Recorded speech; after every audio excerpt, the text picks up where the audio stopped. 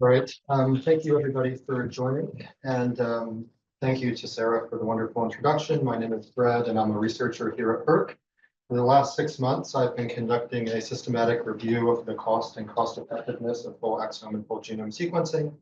And in this presentation, I will share the preliminary results for the first time. I'll start by giving some background on what we mean by genomic sequencing, and so it can be categorized into several different approaches. Single gene testing focuses on analyzing just one gene, and it's typically used when a specific disease is suspected and it's associated with a specific gene. Panel testing, which is shown on the slide on the left, expands on this by examining a set of genes, typically those associated with a group of related conditions. Whole exome sequencing, which is in the middle on this slide, takes us further by sequencing all of the protein coding regions of the genome, known as exons, and these account for about 1 to 2% of the entire genome.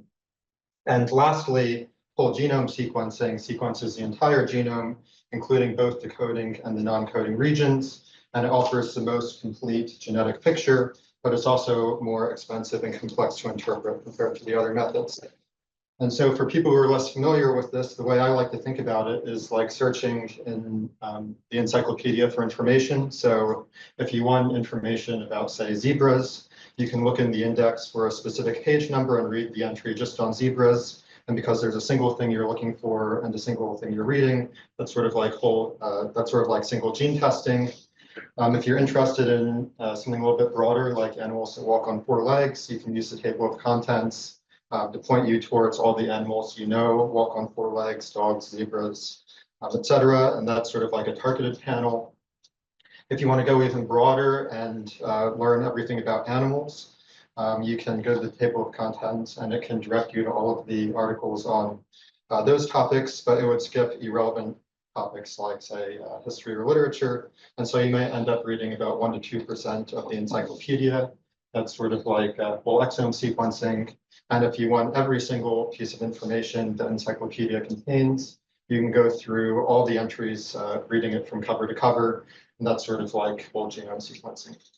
And of course, there's a trade-off between the level of detail or comprehensiveness you get from reading different amounts of the encyclopedia and how much time it takes to do so. And similarly, there's varying levels of detail and financial costs associated with each type of genome sequencing, with the more comprehensive methods like whole genome sequencing costing more than the simpler methods.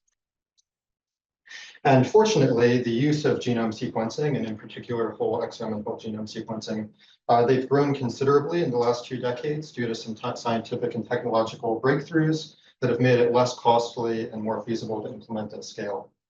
Back in 2001, the Human Genome Project completed the first sequence of a whole human genome after more than a decade of work and at a cost of about $5 billion, adjusted for inflation. Since then, both whole genome and exome sequencing have been increasingly integrated into healthcare practice as the cost of sequencing has decreased by many orders of magnitude, as you can see on the graph on this slide. This has allowed initiatives like the 100,000 Genomes Project in the UK to kick off in the 2010s, and beyond this for whole exome and genome sequencing to be introduced into clinical practice in a variety of settings. So for instance, it can be used for newborn screening to detect genetic disorders and diagnose conditions that may not be apparent phenotypically at birth. It can be used for healthy population screening, which is sequencing to identify genetic predispositions in healthy individuals. It can be used as a diagnostic tool to diagnose rare genetic disorders when traditional testing methods fail to identify the cause of certain symptoms. It can be used for pathogen screening, which is the sequencing of pathogens to determine potential drug resistance and customized treatment of people infected with drug-resistant pathogens. And lastly, it can be used for precision medicine, which is very common in cancer treatment. In this context, sequencing supports tailored treatment strategies by identifying genetic mutations that influence how patients respond or tolerate different medicines. However, in order for genome and exome sequencing to become routine clinical practice, they can't just be technologically possible, they also have to be cost-effective and affordable. And this was the rationale behind a 2018 study authored by a group of researchers here at Oxford The study was a systematic literature review of the health economic evidence for whole exome and genome sequencing published between 2005 and July of 2016. They found that the economic evidence was actually very limited, especially considering all of the ways in which sequencing can be used in healthcare. However, the use of sequencing has grown considerably since 2016, and additional economic evidence has been generated in the interim.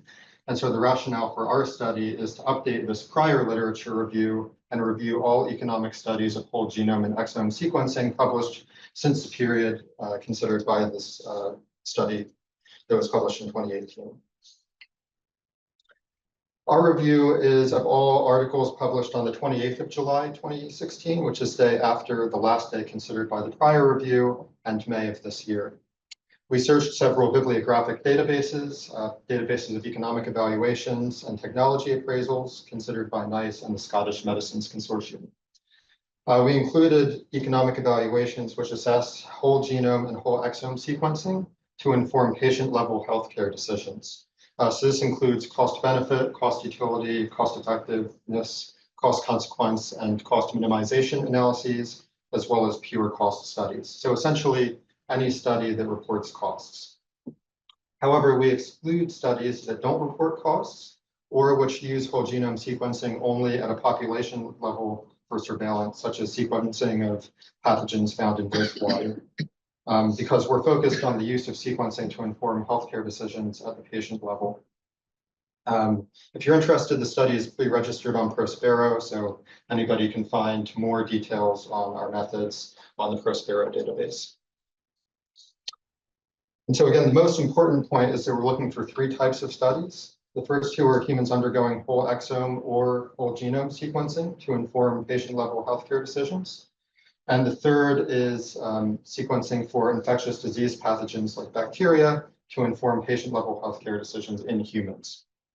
And lastly, I should note that I'm conducting this study in collaboration with Professor Sarah Wordsworth and Sally Sanson here at HERC, as well as Dr. James Buchanan at Queen Mary University of London, who will serve as additional reviewers and help with the writing of the manuscript. Our search yielded between 17 and 1,800 articles with just over 1,000 unique articles. And after our initial abstract screening, we assessed 139 full text articles.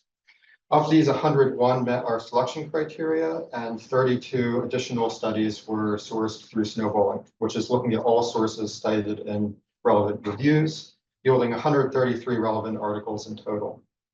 I should mention that the last two stages of this are preliminary, as the validation from the second reviewer hasn't yet been completed in accordance with our methods. But however, the findings I'll share on the next slide are quite general, and so we don't anticipate that they'll change substantially once that process has been completed.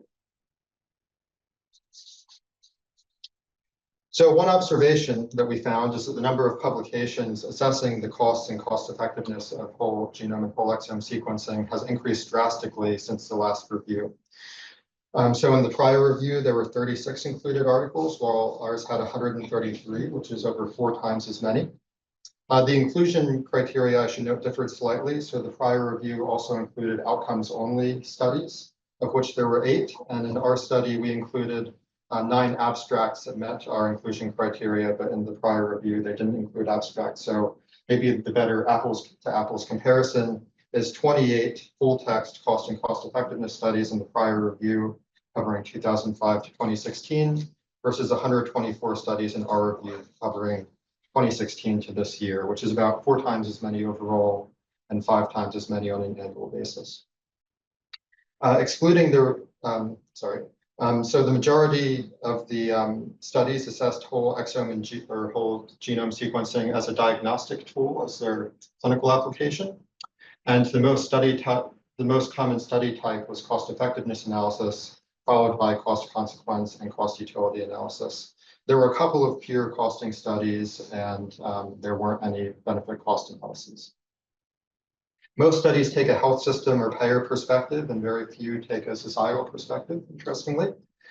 And studies most commonly assess whole exome sequencing, and next is whole genome sequencing, and least common is pathogen whole genome sequencing. That's consistent with the prior review there at the same time. One thing to mention that's not on the slide is that is the geographical distribution of these studies. So about 15% to 20% of the articles were from the US, with the same proportion from Australia and Europe, excluding the UK. 10 to 15% were from Canada, and about 5% were from the UK and 5% from China, and the remainder were from other regions. And so the fact that most of the studies were from the Anglosphere in Europe reflects possibly the fact that genomic sequencing is more widespread in these countries, but of course, it also reflects the fact that we were only considering publications in English, which is an important limitation of the study.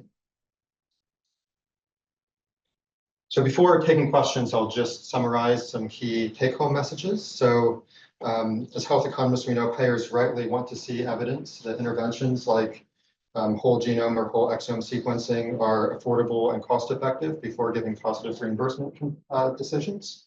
Genomic sequencing is no exception to that, nor should it be. These are relatively new technologies, and so the economic evidence may be more limited for them than in other areas, which have been in clinical practice for longer periods of time. Development of economic evidence for interventions involving genomic sequencing is complicated by several factors, including rapidly changing costs, significant uncertainty around future benefits, scale economies, and a wide range of distinct applications of the technologies. The initial findings of our review suggest that the evidence of the cost and cost effectiveness of the technologies in clinical practice is less limited than in 2016, but additional high-quality research is needed. And we hope that our review can be used to identify gaps in the evidence base that can provide rationale for future studies.